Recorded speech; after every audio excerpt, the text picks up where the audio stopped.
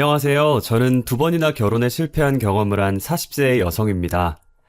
첫사랑은 실패하는 법이라고 하지만 제 경우는 운이 좋았던 건지 아니면 인생이 꼬이려고 작정을 했던 건지 대학에 들어가서 첫눈에 반한 과 선배와 결혼을 하게 되었습니다. 졸업할 때까지 열렬한 사랑을 했고 졸업과 동시에 결혼식을 올린 거죠. 남편은 한 번도 다른 여자들에게 한눈을 팔지 않고 저만 바라보고 사랑해 주었습니다. 하지만 결혼하고 나서 보니까 남편이 본색을 숨기고 있었더라고요. 저 모르는 사이에 그것을 가지고 있었습니다. 그래서 결국 남편과 헤어졌습니다. 그렇게 그와의 인연이 끝이라고 생각했는데 그건 제 착각이었어요. 3년 뒤에 전 남편이 저를 찾아왔거든요. 정말 어처구니 없는 계획을 세우고 제게 접근해 왔습니다. 그 인간 때문에 제가 얼마나 마음고생을 했는지 들으시면 여러분들도 아마 경악을 금치 못하실 겁니다. 지옥에서 빠져나온 악마도 전처에게 그런 끔찍한 짓을 저지르지 못할 테니까요. 그럼 일단 남편을 처음 만난 시절부터 말씀드리겠습니다. 저는 대학에 들어가서 신입생 오리엔테이션에 가게 되었습니다. 그곳에서 과대표를 맡고 있던 선배에게 첫눈에 반해버렸죠. 그 선배에게 꽂힌 뒤로 다른 남자들은 눈에 들어오지도 않았습니다. 그 선배만 쳐다보고 있다가 눈이 여러 번 마주치고 말았죠. 제가 호감을 가지고 있는 걸 알고 있었는지 선배가 먼저 저에게 다가왔습니다. 미혜야, 안녕? 오늘 날씨 참 좋다. 점심은 먹었어? 네, 방금 학식 먹었어요. 그럼 소화도 시킬 겸 산책로 따라서 걸을까? 처음에는 저한테 관심이 생기신 건가 했는데 후배들이라면 남녀를 막론하고 아주 친절하게 대해주시더군요. 물론 저는 속으로만 선배를 좋아하며 질투하고 있었습니다. 그러던 어느 날 캠퍼스에서 마주친 선배가 제게 산책을 같이 하자고 했습니다. 그래서 저희는 학교 본관 뒤쪽으로 난 숲길을 따라서 천천히 걸었어요. 선배랑 같이 있다는 생각에 너무 떨려서 무슨 말을 꺼내야 할지 모르겠더라고요. 아무 말 없이 걷고만 있다가 선배가 지루했는지 갑자기 손목시계를 쳐다보았어요. 미혜야, 난 수업이 있어서 가봐야겠다. 같이 걸으니까 심심하지 않고 좋았어. 오후에 시간 되면 과방으로 와. 선배는 다음 강의가 있는 건물 앞에 오자 미련 없이 가버렸죠. 잠시 동안이었지만 선배가 제게 호감을 가지고 있다고 착각을 했던 겁니다. 그냥 말동무가 필요했던 건데 말이죠. 그 후에도 거의 매일 선배와 마주쳤지만 선뜻 다가가지 못하고 망설이고 있었습니다. 그런데 선배와 가까워지는 결정적인 순간이 찾아왔습니다. 여름방학을 앞두고 진행된 과 행사 뒤풀이 술자리에서 선배와 저, 그리고 저희 과에서 주당으로 통하는 언니만 남게 되었거든요. 그날은 평소와 다르게 선배가 1차만 마시고 끝내자고 했습니다. 자, 오늘은 이 정도로 끝내도록 하자. 이제 늦었으니까 다들 집에 가야지. 과대표인 선배가 자리를 마치려고 하자 주당으로 유명한 진상 언니가 발끈하더군요. 뭐? 이제 시작인데 벌써 간다고? 분위기 흐트리지 말고 그냥 있어. 우리 이쁜 후배들 12시도 안 됐는데 벌써 갈 건 아니지? 술 기운이 오른 언니가 자리에서 일어서는 선후배들을 붙잡고 2차를 가자고 매달렸어요. 하지만 그 언니의 고약한 술버릇을 알고 있어서 모두 다 피하기 바빠 보였죠. 언니는 맨정신일 때는 세상 착하고 얌전한 여자였지만 술이 들어가면 확 달라져서 말이 많아졌거든요. 게다가 자기 기분에 조금만 거슬려도 욕을 하며 행패를 부리는 주사를 가지고 있었어요. 아, 그래. 전부 가라고 해. 난 우리 미혜랑 성우만 있으면 돼. 언니가 술집 앞에 서 있던 저와 선배 사이로 들어와 도망가지 못하게 팔짱을 껴버렸어요. 그리고 다른 술집으로 끌고 들어가 버렸죠. 저와 선배는 난처했지만 이미 취해버린 언니를 감당할 수 없었습니다. 몰래 도망갔다가는 그 언니가 술집에 들어누울 게 분명했거든요. 떨떠름한 표정으로 일단 셋이서 2차를 시작하긴 했습니다. 그런데 역시나 일이 터지고 말았죠. 마구 떠들면서 술을 마시던 언니가 옆자리 학생들과 시비가 붙어버렸습니다. 저기 테이블 왜 이렇게 시끄러워?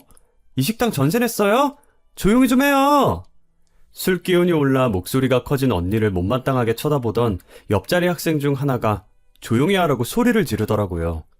술이 만땅 취했는데 여기서 가만히 있을 언니가 아니었죠. 언니가 벌떡 일어나 삿대질을 하며 시비를 걸기 시작했어요. 뭐? 시끄러워? 네가 더 시끄러워. 그리고 너 몇 학번이야? 어린 놈이 어디 선배한테 대들어? 야, 술 먹었으면 곱게 처먹어. 어디서 지랄이야? 언니가 옆 테이블과 말다툼을 하는 순간 분위기가 험악해지고 있었어요. 저는 얼른 언니를 말렸고 선배는 학생들에게 고개 숙여 사과를 했죠. 그리고 흥분해서 길길이 날뛰는 언니를 밖으로 끌어냈습니다. 야, 이거 놔! 저 자식들 버릇을 고쳐주겠어! 과 선배는 더 이상 술을 먹이면 안 되겠다고 생각했는지 저한테 언니네 집이 어디냐고 묻더라고요. 미혜야, 너 민정이 집이 어디 있는지 알지? 앞장서, 얼른. 데려다가 눕혀야겠다. 아, 네, 이쪽이에요. 저는 언니랑 친해서 어디서 자취하는지 알고 있었거든요.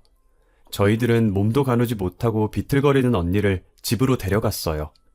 언니를 집에 눕히고 나오니 벌써 새벽 1시가 넘었더군요. 당연히 그 시간엔 버스도 다니지 않았고 더군다나 언니가 살고 있는 곳은 골목 안쪽 후미진 곳이라 택시도 잘 다니지 않았어요. 솔직히 학생이라 택시비도 없어서 집에 가기에는 부담스러운 시간이었죠.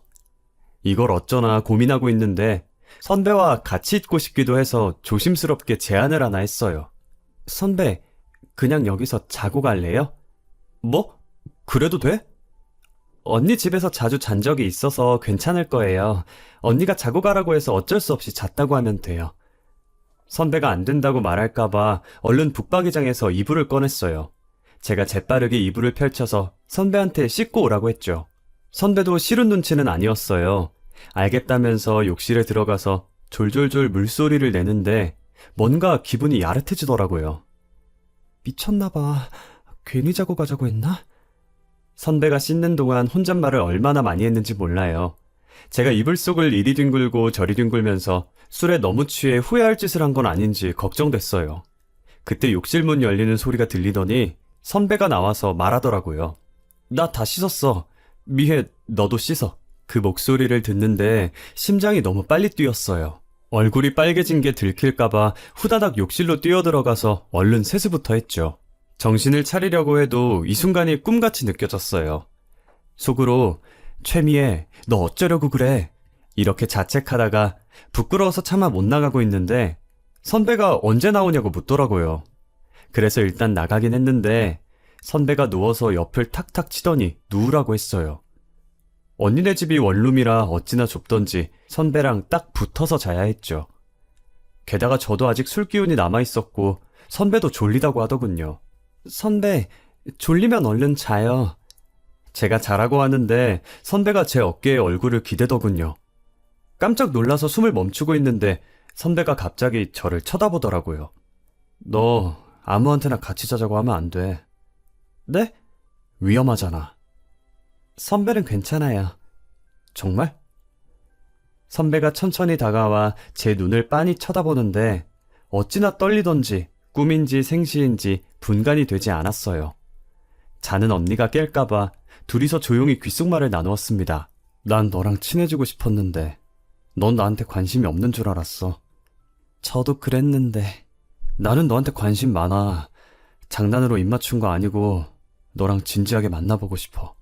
그날 새벽 선배도 저를 마음에 두고 있었다는 걸 알게 되었죠. 그 후로 캠퍼스 커플이 된 저희들은 3년 동안 바늘과 실처럼 붙어 다녔어요. 졸업하기 전까지는 정말 행복했죠. 크게 싸우는 일이 없었지만 졸업 후가 문제였어요. 졸업한 후에는 제가 원하던 대기업에 취직하게 되었지만 오빠는 아니었거든요. 취직과 동시에 저는 취준생인 선배를 열심히 뒷바라지했습니다. 데이트를 해도 제가 거의 다 계산했고 동거를 하면서 공부에 필요한 책부터 사소한 생필품들까지 제 돈으로 사놓았습니다. 하지만 선배는 2년 동안 취업 한 번 못하더라고요. 저는 내심 걱정이 되기 시작했습니다. 그래도 의기소침해진 선배 앞에서 티를 낼 순 없었죠. 오빠, 기운내. 돈 잘 버는 내가 있는데 무슨 걱정이야. 이번에 면접 준비만 잘하면 될 것 같다며. 열심히 다시 해보자. 고마워, 미애야. 내가 이번 상반기에는 꼭 붙을 수 있을 거야. 선배는 연이은 실패에도 꿋꿋하게 다시 도전하더라고요. 그런데 얼마 후에 선배 어머니께서 저를 보자고 하셨습니다. 저희들은 사귄 지 오래돼서 양가에 인사드린 적이 있었거든요. 상견례라는 말만 안 붙였지 거의 결혼식을 앞둔 부부나 마찬가지였어요. 그런데 시어머니께서 갑자기 결혼 이야기를 꺼내니까 당황스럽더라고요. 니들 말이다. 일단 결혼식부터 올리는 게 좋겠다. 시어머니께서도 불안하셨나 봐요. 선배가 계속 백수로 남을까봐 대기업에 다니는 저를 붙잡으려고 하셨어요. 아가, 아들은 아직 직장을 못 잡았지만 일단 너라도 좋은 자리 잡았으니까 얼른 결혼식 올리는 게 낫지 않겠니? 저도 그러고 싶지만 결혼은 오빠 직장 잡은 다음에 하기로 했어요. 요즘 제대로 된 직장 구하기가 하늘의 별 따기라고 하더라. 지금까지 몇 년을 미뤘는데 마냥 미루기만 해서는 안 될 일이야. 일단 식 올리고 같이 살아. 성우가 자리 잡을 때까지는 내가 생활비를 대주마. 시어머니는 더는 못 기다리니까 생활비 걱정은 하지 말라고 식을 올리라고 하셨어요. 친정 엄마까지 나서서 동거만 하고 있을 게 아니라 얼른 결혼식을 올리자고 하셨죠. 사부인 말씀이 맞다. 옆집 민수네는 면접만 11번 봤는데 결국 대기업 붙어서 연봉 5천은 받고 있다더라. 성우 이번에 아쉽게 떨어졌다며? 엄마가 봐도 내년에는 붙을 것 같더라. 친정엄마는 성호 씨를 엄청난 천재로 알고 있었어요. 시어머니랑 거의 친구처럼 붙어 다니면서 아들 칭찬을 엄청 들었는지 그런 남자 없다면서 꽉 잡으라고 하셨거든요. 저희 엄마가 팔랑귀이긴 하지만 갑자기 이렇게 결혼을 허락하실 줄은 몰랐어요. 당연히 저는 전화기를 붙들고 친정엄마한테 왜 그러냐고 하소연했죠. 엄마, 갑자기 이렇게 결혼하라고? 이렇게 빨리 할 필요는 없잖아. 딸이 아직 직장도 못 구한 남자한테 시집가라는 게 엄마가 할 소리야? 그러니까 옆에서 전화통화를 듣고 있던 남편이 정색을 하며 반응하는 거 있죠? 내가 그렇게 못 믿어? 나 이번엔 꼭 붙는다고. 너까지 그러니까 진짜 자존감 뚝뚝 떨어지네. 아니, 그게 아니라. 제가 끝까지 대답을 못하니까 선배도 기분 나빠하더라고요. 그 뒤로 저한테 믿음을 줘야 하는데 취직도 못해서 자존감이 낮아진다, 기분이 나쁘다 이런 식으로 저를 괴롭혔어요. 제가 아니라고 해도 뭐만 하면 자기가 하는 일 없고 능력이 없어서 그러냐고 묻는데 너무 힘들더라고요. 그러다가 헤어지자는 말까지 듣게 되었어요. 우리 이렇게 애매하게 있을 게 아닌 것 같아. 잠시 동안 따로 지내자. 아니다, 따로 지낼 게 아니라 우리 그냥 헤어지자. 뭐? 갑자기 왜 그래? 네가 요즘 날 피한다는 기분이 들어. 결혼 이야기만 꺼내면 기분 나빠하고. 내가 2년 넘게 백수로 지내면서 너한테 능력 없는 모습 보이는 것도 자존심 상하고. 넌 좋은 직장 구했으니까 너 혼자 살아. 기분 나빠한 게 아니야. 나는 오빠가 자리 잡은 다음에 결혼하자고 했으면 좋겠어서. 그니까 나는 너랑 평생 결혼 못할 것 같아서 그래. 내가 너무 욕심부렸어.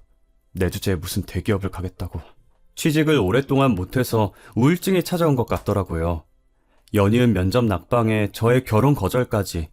무너져가는 모습에 마음이 약해져서 결국 결혼하자고 했습니다. 어차피 결혼할 마음이었고 오빠에게 든든한 보금자리를 내어주고 싶었거든요. 결혼 후에는 아내로서 내조도 해주고 외조도 해주며 마음이 병들어간 오빠를 케어해주려고 했습니다. 게다가 오빠가 취업을 할 때까지 시어머니께서 생활비를 지원해준다고 했으니까요. 오히려 지금 상황보다는 나을 것 같았습니다. 그런데 결혼 후 3개월 정도 지원을 받았을 때였을까요? 시어머니께서 갑자기 어이없는 말을 꺼내셨습니다. 이번에 연봉 올랐다며? 이제 생활비는 안 줘도 되겠지? 네? 제가 돈을 벌기는 하지만 앞으로 저희 미래 생각하면 돈을 모아야 해서요. 어머님도 오빠 취업할 때까지 계속 도와주기로 하셨잖아요. 그렇기는 하다만 둘 다 백수라면 모를까. 너 혼자 벌어도 충분히 생활이 되는데 굳이 나까지 나서서 도와줄 필요는 없는 것 같다. 시어머니는 제가 경제적인 능력이 있다는 걸 내세우면서 마음대로 생활비를 끊었습니다. 물론 당장 생활비는 있지만 지금 살고 있는 곳을 전세로 바꾼 후에 돈을 모아 차차 내 집을 마련할 생각이었거든요. 그런데 그럴 여유가 없어져 버렸죠. 하지만 시어머니께 왜 일방적으로 약속을 어기냐고 따질 수도 없었어요. 남편한테 생활비가 끊겼다고 말할 수밖에 없었죠. 여보, 어머님이 앞으로 생활비 지원 안 해주시겠대. 그래, 뭐 할 수 없지. 남편은 마치 남의 일처럼 대수롭지 않게 굴더군요. 그래서 순간 열이 받아 남편이 싫어할 만한 말들을 내뱉고 말았어요. 당신이 취업해서 자리 잡을 때까지 애 안 가질 테니까 그렇게 알고 있어. 내가 언제 취직할 줄 알고? 애를 보고 싶으면 서둘러서 취업하면 되잖아. 저는 애를 믿기로 남편에게 취업을 하라고 재촉했어요. 하지만 시간이 갈수록 남편 태도가 이상해졌습니다.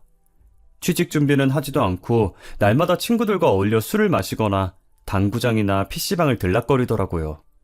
3년을 백수로 지내면서 한가한 생활이 몸에 익어버린 것입니다. 당장 알바라도 하라고 잔소리를 했지만 남편은 저만 믿고 탱자탱자 놀기만 하더군요. 그래서 결국 남편과 자주 말다툼을 하게 되었습니다. 당신 요즘 왜 이래? 매일 친구들하고 어울려서 술이나 마시고 PC방에서 게임이나 하면서 노닥거리는 거 다 알아. 공부해서 제대로 된 회사에 들어갈 생각을 하란 말이야. 당신 취업 준비하고 있기는 해? 내가 알아서 할 거니까 잔소리 좀 그만해. 매일 놀고 있는 꼴만 보는데 내가 잔소리를 안 하게 생겼어? 친구들 만나서 취업 정보 얻으려고 그러는 거야. 아무것도 모르면서 바가지 긁지 마. 한 번만 더 스트레스 주면 집 나가버릴 테니까 그렇게 알고 있어. 남편과 심하게 말다툼을 한 날이면 어김없이 시어머니가 저를 불렀습니다. 제가 자기를 무시한다고 남편의 시어머니에게 고자질을 했던 거죠. 돈 좀 번다고 유세를 떨어도 분수가 있지. 남편을 이렇게 무시하는 법이 어디 있니? 마누라가 가장을 깔보고 업신여기니 집안 꼴이 제대로 될 리가 있나. 시어머니는 언제나 남편 말만 들었고 제가 말을 하면 귀를 닫고 듣지를 않았습니다. 억울하고 분했지만 참을 수밖에 없었어요. 그러다 남편이 저 몰래 대출을 받아서 주식에 투자를 했다가 완전히 깡통을 찼다는 걸 알게 되었습니다. 친구가 주식에 투자했다가 한 달 만에 엄청난 수익을 올렸다는 말을 듣고 남편이 욕심이 생겨서 신용카드로 1천만 원을 대출받았던 거죠. 그 친구에게 추천받은 종목에 올인했는데 몇 개월 만에 계좌가 깡통이 되어버리는 어이없는 일이 벌어졌습니다. 마음 같아서는 소리라도 지르고 싶었지만 남편이 처음으로 깡소주를 마시며 울고 있더군요. 이런 인생을 살게 해서 미안하다고 매달리는데 차마 뭐라 할 수가 없었습니다. 그래서 남편을 꼭 안아주며 위로해주고 말았죠. 괜찮아. 주식이란 게 오르기도 하고 내리기도 하잖아. 지금은 바닥이라도 기다리면 올라가겠지. 기다려서 될 일이 아니야. 증권사에서 주식을 전부 팔아버려서 내 계좌는 깡통이야. 뭐? 증권사에서 어떻게 마음대로 당신 주식에 손을 대? 그게 말이야. 선물 옵션을 했거든. 남편은 도박이나 마찬가지인 선물에 손을 댔다고 했어요. 그러면서 미수금이 생기자 증권사가 약정대로 남편 계좌의 주식을 전부 처분하고 깡통이 된 계좌는 정지시켜버렸다고 합니다. 가만히 앉아서 1,000만 원을 날려버린 거죠. 그제야 저는 참아왔던 분노를 터뜨리고 말았습니다. 지금 뭐 하자는 거야? 하라는 취업 준비는 안 하고 주식으로 돈을 날려? 무슨 생각으로 사는 건데? 나는 잘해보려고 그랬던 거라고. 당신한테 눈치도 보여서 대박 한번 쳐보려고. 뭐? 대박? 그러다가 도박도 하겠다? 당신 이제부터 그 회사 지원하지 마. 대기업만 고집하니까 실패하는 거야. 중소기업이라도 우선 들어가라고. 나도 다 알아봤어. 웬만한 중소기업은 경력직을 원하지. 나 같은 초짜는 이력서도 안 받아줘. 나도 답답해서 미치겠다고. 남편이 너라도 내 편 들어줘야 하는 거 아니냐고 우는데 분노에 찬 마음이 점점 진정되더라고요. 얼마나 힘들었으면 남들 성공했다는 말을 듣고 했을까. 안쓰러운 마음도 들었습니다. 어차피 화내봤자 1,000만 원이 돌아오는 것도 아니니까 겨우 이성을 붙잡고 남편을 다독였어요. 여보, 다음부터 안 그러면 돼. 1,000만 원은 수업비 냈다고 생각하자. 어차피 당신 탓해봤자 1,000만 원이 돌아오는 것도 아니고 우리 둘 다 없는 일이라고 생각하게. 응? 그러니까 그만 울어. 고마워 여보. 내가 잠깐 제정신이 아니었어. 이제부터는 정말 죽을 각오로 준비할 거야. 만약 이번에도 실패하면 당신 시키는 대로 할게. 남편은 마지막 기회라고 생각했는지 열심히 준비했지만 결과는 실패였어요. 이제야 눈앞에 처해진 현실이 보였는지 닥치는 대로 일을 해보겠다고 하더라고요. 이젠 안 되겠어. 취업은 포기하고 막노동이라도 알아봐야겠어. 그래, 잘 생각했어. 얼마가 됐든 간에 당신한테 맞는 일자리 찾아보자. 남편은 선배 소개로 물류센터에서 창고 관리하는 일을 하게 되었어요. 그런데 몇 달이 지나도 남편이 월급을 가지고 오지 않는 겁니다. 여보, 당신 월급 안 받았어? 왜 몇 달이 지나도 들어오는 돈이 없지? 당연히 받았지. 근데 내가 쓸 데가 좀 있어서. 제가 생활비를 달라고 하자 남편은 쓸 데가 있다는 핑계를 대면서 5개월 넘게 생활비를 주지 않았어요. 그러다가 남편이 저를 속이고 있다는 사실을 알게 되었죠. 우연히 보게 된 남편의 휴대폰에서 충격적인 메시지를 발견하게 되었습니다. 남편이 은행에서 5천만 원이 넘는 빚을 지고 있었거든요. 그래서 남편이 안방으로 들어오자마자 핸드폰을 보여주면서 말했습니다. 여보, 속일 생각하지 말고 사실대로 말해. 대출을 왜 받은 거야? 설마 또 주식에 손댔어? 그런 거 아니야. 친구놈이 하도 사정해서 명의를 빌려줬어. 뭐? 명의를 빌려줘? 남편이 그동안 숨기고 있었던 사실을 전부 다 털어놓더군요. 사업을 하던 친구가 자금 사정이 어렵다면서 대출을 받을 수 있도록 한 번만 도와달라고 사정을 했다고 합니다. 무릎 꿇고 눈물까지 흘리길래 어쩔 수 없이 명의를 빌려줬다는데 정말 어이가 없었죠. 그런데 얼마 후에 그 친구가 폐업 신고를 하고 사업을 정리했다는 걸 알게 되었다고 합니다. 남편은 친구에게 연락을 했지만 연락이 되지 않아서 저한테 쭉 숨기고 있었다고 해요.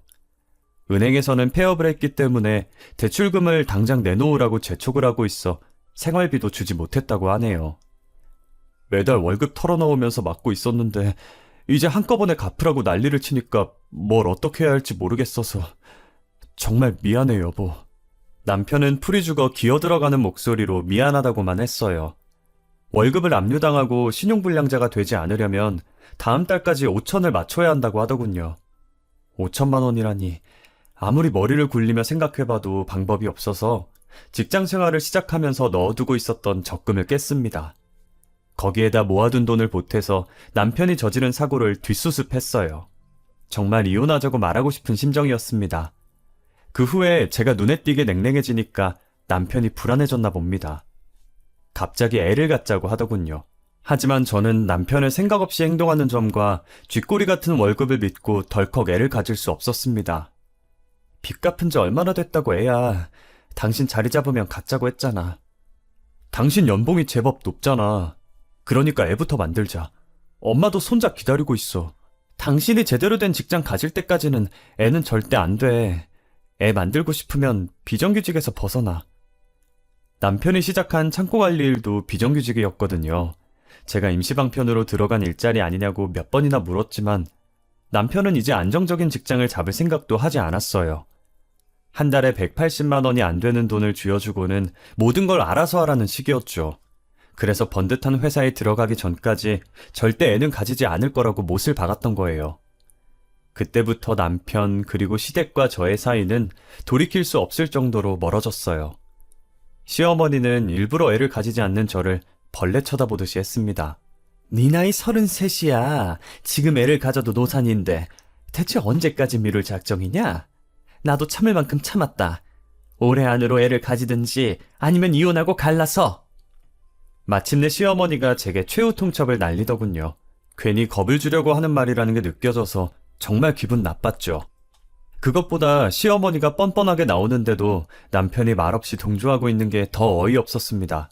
아무리 생각해봐도 남편이랑 결혼 생활을 이어나가야 하나 싶더군요. 남편은 언제 잘릴지 모르는 불안한 직장 생활을 하면서도 금전적인 문제는 모두 제게 의존하려고 했거든요. 거기에 시어머니는 어떤 문제가 생겨도 남편 편만 들었습니다.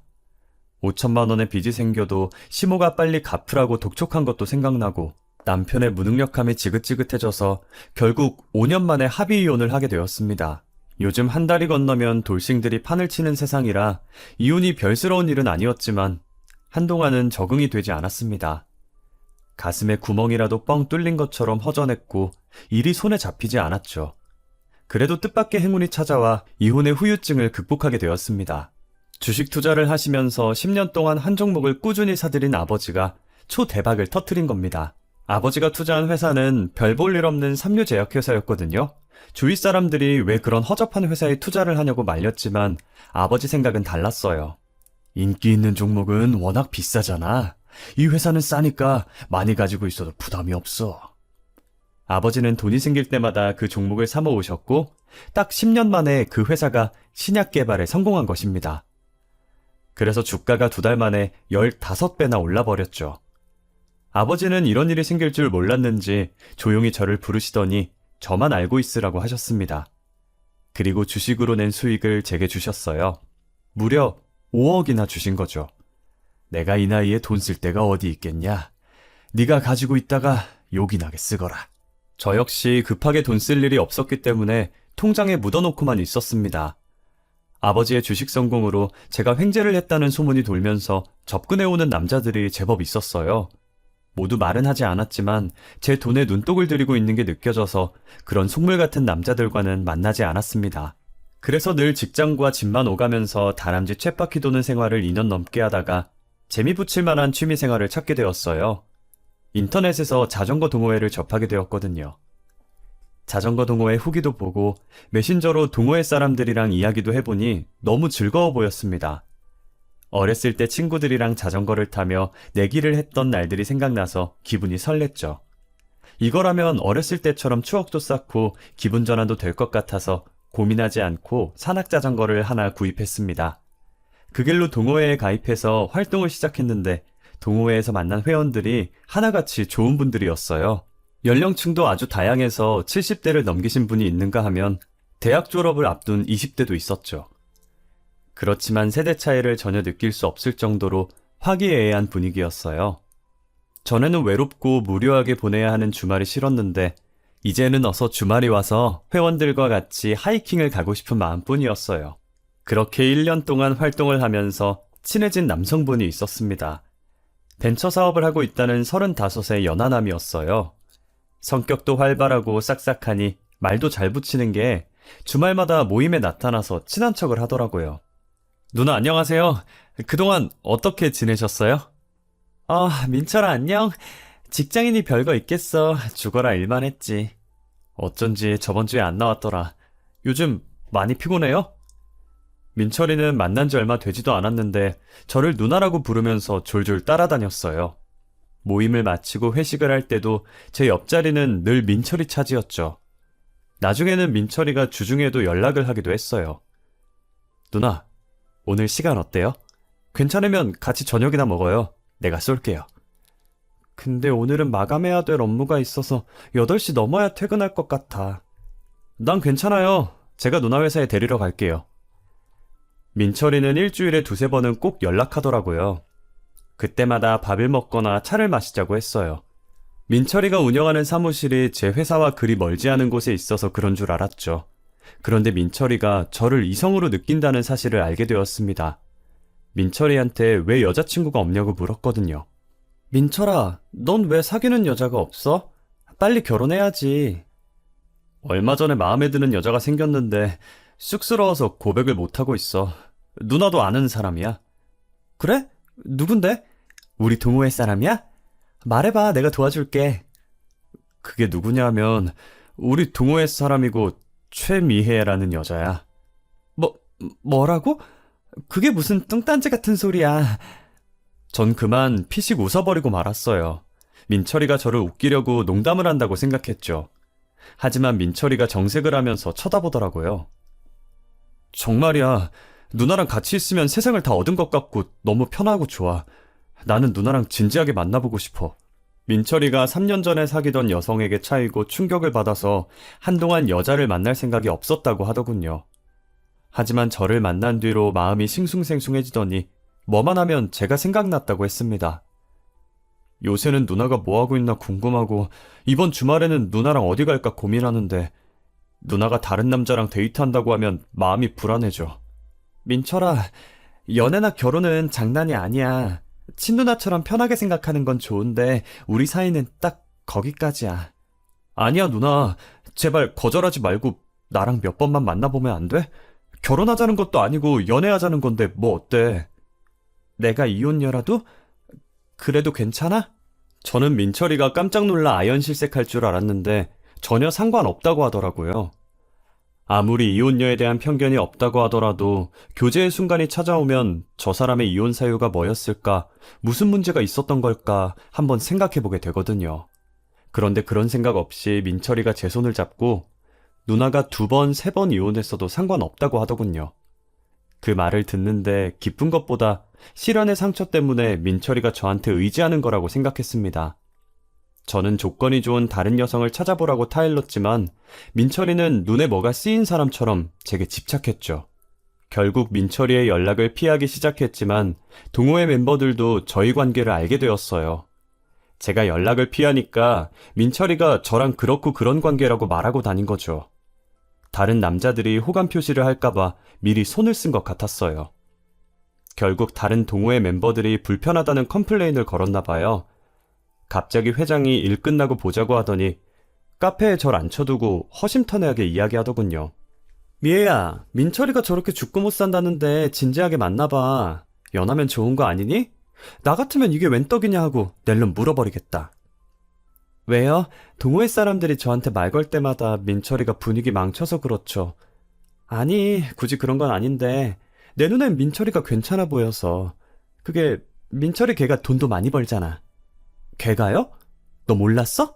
회장 언니는 민철이가 그 나이에 돈도 잘 벌고 연하라는 좋은 조건도 다 갖췄는데 왜 안 사귀냐고 부추기더라고요. 게다가 소문에 의하면 민철이가 강남에 집이 한 채 있고 모아둔 돈도 3억이 넘는다고 들었대요. 믿기지 않았지만 민철이가 다시 보이긴 하더군요. 그래서 몇 번 진지하게 만나볼까 해서 제가 먼저 연락을 했습니다. 그렇게 몇 번의 데이트가 수십 번의 데이트가 되었어요. 민철이가 부자가 아니라는 사실을 알게 되었지만 그것 빼고는 진국이더군요. 늘 저를 위하고 생각해주는 게 보여서 계속 만나봐도 좋겠다고 생각했습니다. 그렇게 3개월 정도 연애를 하다 보니 덜컥 애가 생겨버렸습니다. 술을 먹고 잠자리를 갖는 게 아니었는데 후회가 들었지만 어쩌겠어요. 다행히 민철이가 기뻐하며 결혼하자는 프로포즈까지 해주었습니다. 이번엔 정말 남자를 잘 만났다고 생각했죠. 실제로 민철이와 재혼한 뒤로 무능했던 전남편과 시어머니 때문에 힘들었던 결혼 생활이 말끔히 잊혀졌습니다. 민철이는 결혼 전보다 더 잘해주었고 아주 가정적이었거든요. 요리도 잘했던 남편은 주말이면 요리사를 자청하고 나서서 제가 좋아하는 음식을 정성껏 만들어줄 정도였습니다. 그런데 믿었던 제가 바보였을까요? 이번엔 재혼한 남편도 무언가를 숨기고 있었습니다. 저는 그 엄청난 비밀을 1년이 지나고 나서야 알게 되었죠. 남편이 어느 날 아주 기뻐하며 집으로 들어오더니 사업이 대박을 쳤다고 호들갑을 떨었습니다. 여보, 이제 됐어. 땡땡물산 알지? 내가 그 회사에 하청업체로 선정이 되었어. 뭐? 그게 정말이야?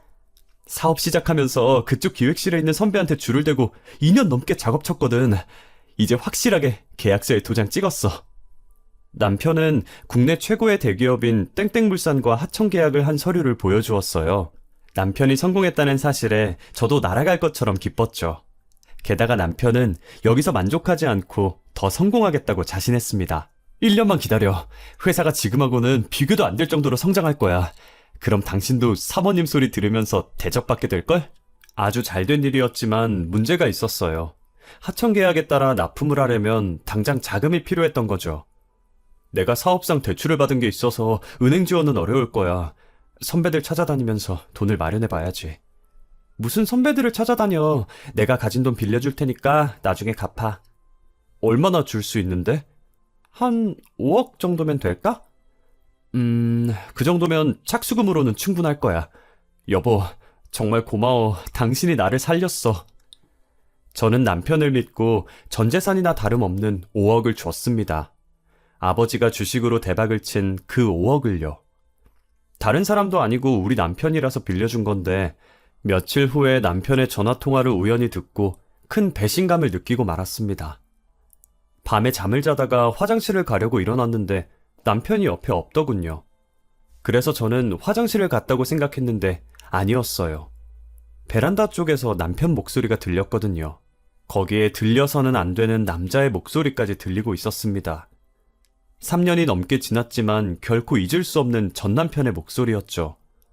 민철이가 서류를 보며 무언가를 메모하고 있느라 스피커폰으로 전화를 받고 있었습니다. 전 남편은 다급했는지 목소리가 아주 커서 무슨 말을 하는지 전부 다 들리고 있었죠. 야, 언제까지 꾸물거릴 거야? 돈은 뽑아냈으니 빨리 튀어야지. 알고 있어, 형. 서두르지 말고 조금만 더 기다려. 우리가 아예 튀는 것도 아니잖아. 일단 3억 다시 모아서 누나한테 돌려주면 누나도 용서해 줄 거야. 야, 네가 3억을 어떻게 모으냐? 이러다가 그년이 네가 사업 말아먹고 돈 한 푼 없는 알거지란 거 알면 우린 싹 다 망한다고.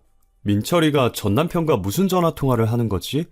처음에는 믿을 수 없어서 머릿속이 새하얘졌습니다. 하지만 아무리 전화통화를 엿들어도 둘은 분명히 아는 사이였습니다. 저는 은밀하게 둘의 관계와 남편이 하고 있는 사업에 대해 훔쳐듣다가 경악하고 말았습니다. 알고 보니 둘은 고등학교 선후배 사이였고 연하 남편이 하던 사업은 결혼 전에 이미 망해서 3억이 넘는 빚을 지고 있었죠. 그래놓고 저한테는 출근하는 척 PC방과 당구장을 오가던 민철이를 전 남편이 발견한 거죠. 저와 이혼한 뒤로 전 남편은 창고 관리 일을 그만두고 백수로 지내고 있었습니다. 돈이 필요했던 전 남편이 저를 만나 다시 합치자고 꼬드기려다가 사업 망하고 신선 노름하고 있던 민철이를 꼬드겨 제 돈을 빼앗으려 했던 거죠. 그리고 민철이는 바보같이 전 남편의 꼬임에 넘어가서 제가 준 돈을 가로채려고 했습니다.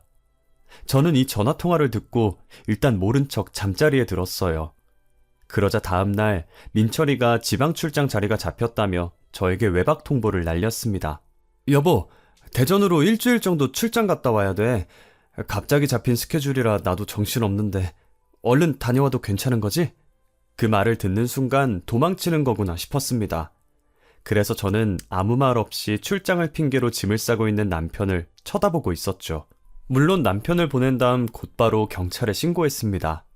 제 예상대로 민철이는 인천국제공항으로 향하고 있었고 그곳에는 전 남편이 기다리고 있었다고 해요. 두 놈은 한국 땅을 벗어나기 전에 경찰에 잡혀서 문서 위조와 사기죄로 쇠고랑을 차는 신세가 되었죠. 다행히 민철이가 가져간 돈은 아직 쓰지 않아서 온전히 돌려받을 수 있었습니다. 지금은 저는 이제 막 1살이 된 아이와 함께 현 남편과 전 남편의 법정 공방을 펼치고 있습니다. 한때 남편이었던 사람들을 법원에서 보게 되니까 인생이 더덥고 쓸쓸하다는 생각이 드네요. 세상에 돈을 싫어하는 사람은 없을 거예요.